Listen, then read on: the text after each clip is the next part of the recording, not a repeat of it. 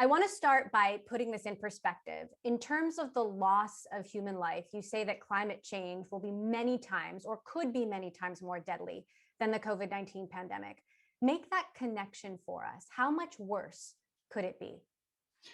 Yeah, so the deaths will just go up over time as you get more heat waves, forest fires, and most importantly, the inability to go outdoors and do farming anywhere near the equator. And so it'll get worse and worse.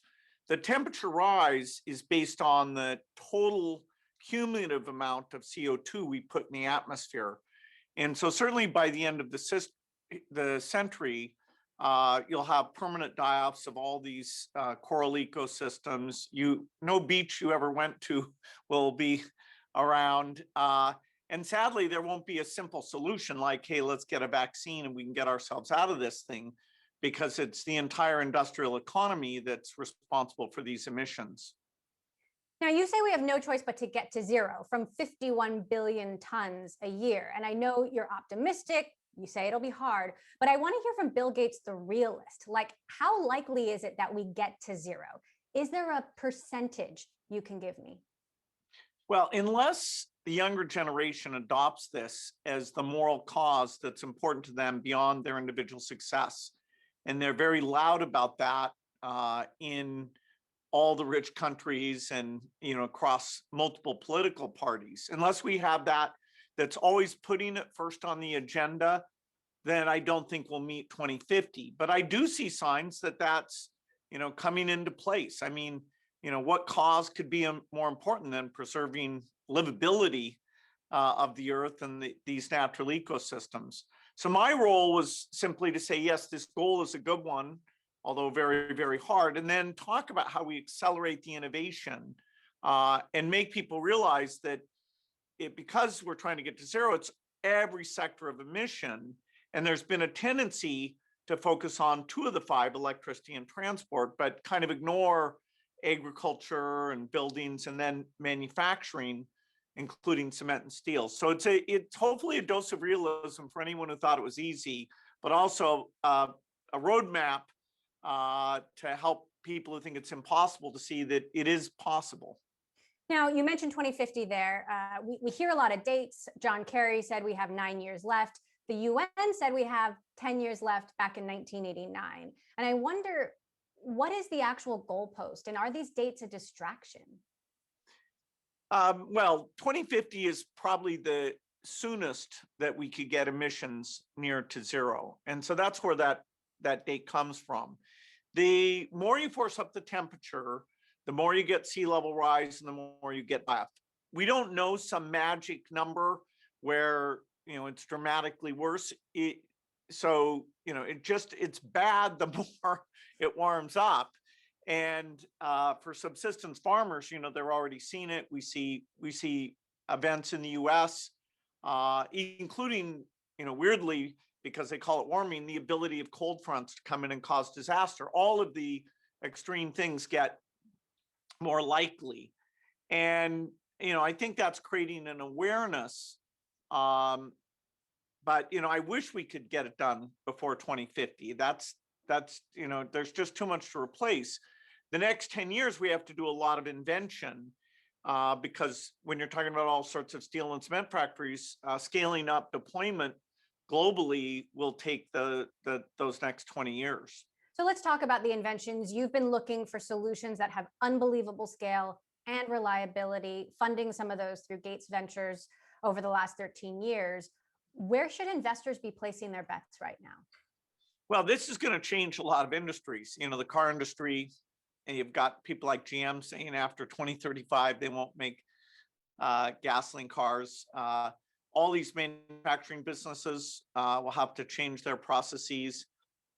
I put about $2 billion in to a variety of things, and I'm both directly and indirectly through Breakthrough Energy Ventures that I created, trying to make sure there's high risk capital for every area of emission. In fact, backing a number of companies in each area because the failure rate will be fairly high.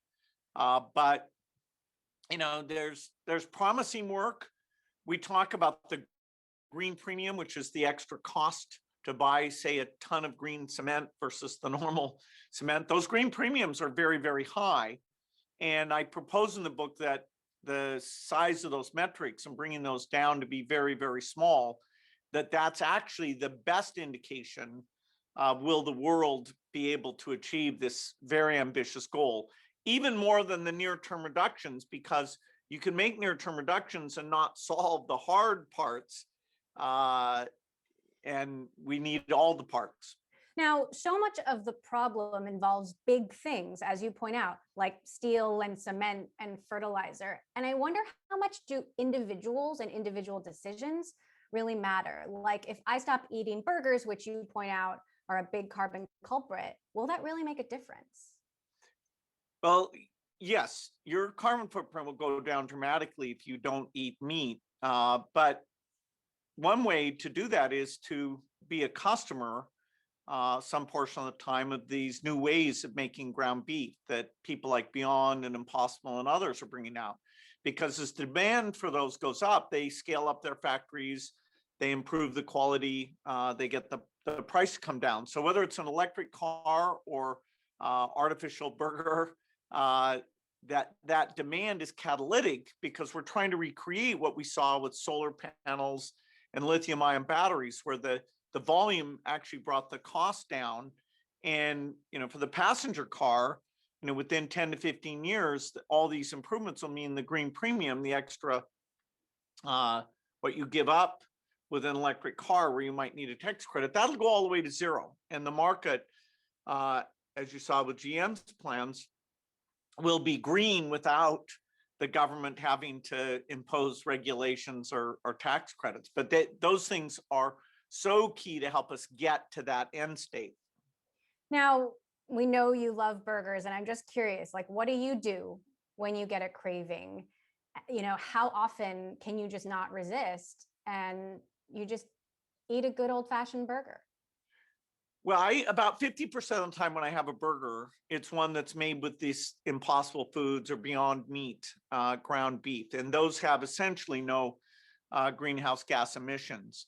As they improve their products, and they're quite good, I really highly recommend that people try those. I'll get to the point where I'm 100% buying just those burgers.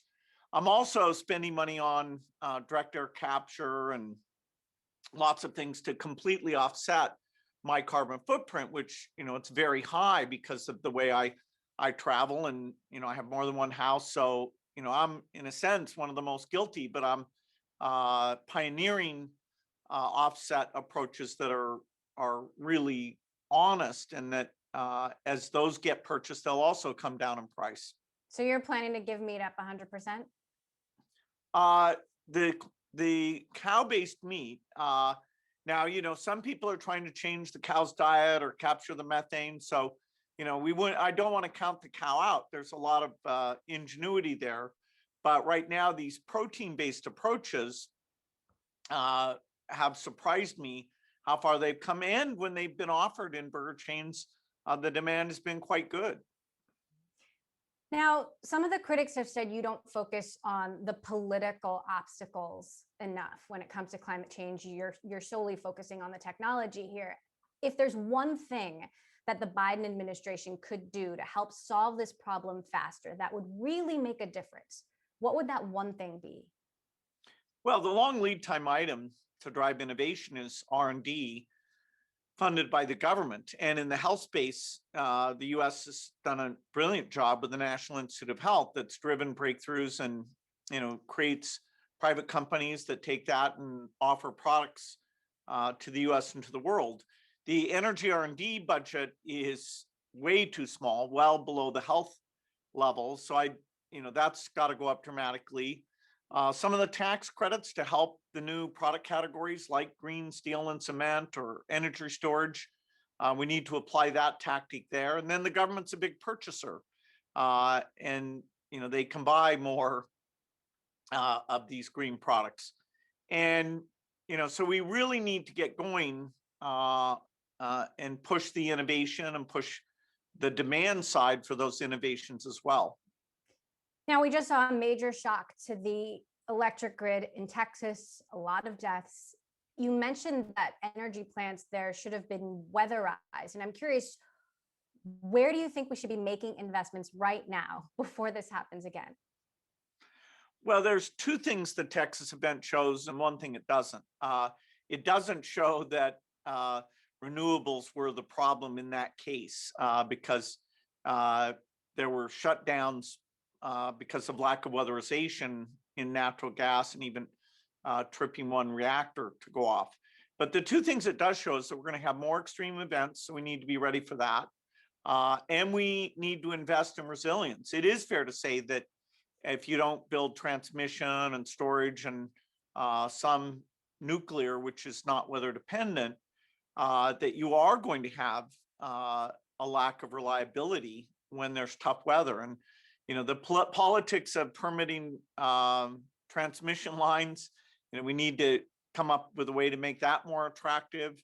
So there's a legitimate issue of reliability, although it wasn't the problem in this case. Now, your fellow tech titans like Jeff Bezos and Mark Zuckerberg and Elon Musk, they're all tackling different elements of the climate crisis. And I'm wondering if you should all join forces like the Climate Avengers or something to really take this on. Well, Elon, Tesla pioneered the electric car market, which is great. His carbon challenge for direct air capture will be good. Jeff Bezos has made a gigantic commitment with his climate fund. And actually, I am talking to him. We will end up doing some things in partnership, and at least we'll understand what the other one is up to. So I agree, as we get more people engaged, figuring out, okay, what is the path for innovation, both supplying and demanding innovation, we should brainstorm more, although, our individual ideas are part of the strength of, crazy entrepreneurs working on this problem. How might we see you partnering with Jeff Bezos? Well, he's funded a lot of the key climate organizations.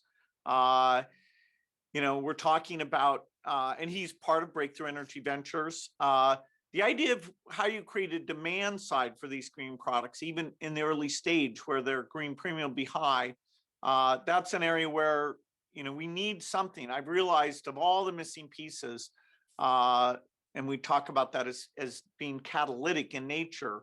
We want to bring companies and governments in on that, but having a strong base of philanthropic capital to get it started would be fantastic. And yet, Jeff Bezos obviously has made that $10 billion commitment, but these Amazon cardboard boxes, the blue and white envelopes, I hear even worse, the trucks for delivery. I mean, shouldn't a company as innovative as Amazon be able to figure that out? Well, you can't put every societal problem on Amazon. They are part of the physical economy delivering goods. So of course their scope 3 emissions are large. So there's Amazon as a company that's committed to electric delivery vehicles and funding innovation. And then there's Jeff as an individual, where that 10 billion is even more than I've spent. I've spent a few billion, and I'll spend a few billion more in the years ahead. So, in both cases, I think you'll see thoughtful ways of spending the money. But this requires, all of society to get engaged. It's not, just one intervention or one, company that can fix this.